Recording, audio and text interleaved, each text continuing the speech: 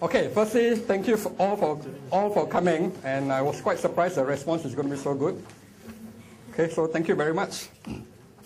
Okay, now the topic of my session is going to be why you must have at least 3 to 5 million in property loans. I'm going to talk about the why. Okay, because in about an hour I can only talk why, not how. Okay, because to me, and I'll actually explain to you, if you can hit 3 to 5 million in property loans, you can actually retire if you so wish. Okay, you may not believe it, but it's actually true. Okay, and I'll show you at the end of today. Okay, by the way, we will be ending a little bit late because we started a bit late, about 5:45, 6. So I hope if you can stay on until the end. All right? Okay, now, just out of curiosity, how many of you actually got more than $1 million in loan? Okay, a few of you.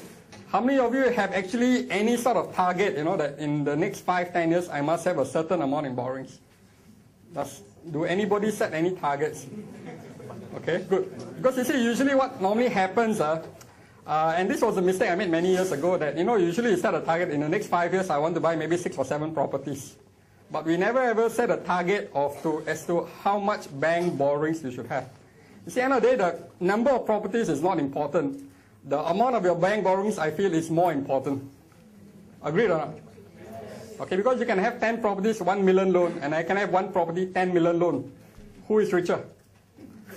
Of course, it's the guy with 1 million, 1 property, which is with 10 million of bank borrowings. Of course, that guy is much richer. Okay, actually, I see a lot of familiar faces in the room. Some I have not met for many years, I know. How many of you have actually attended my full seminar, the 3, or last time was 5 days? Okay, well, quite a number of you, but sorry, I don't recognize most of you. Okay, and how many of you have actually heard me speak before? Okay, how many of you have never ever heard me talk? Okay, that's still a good number. All right, okay, so if you have heard me talk before, a little bit of repetition, but just bear with me. Okay, this is more for people who have not heard me talk.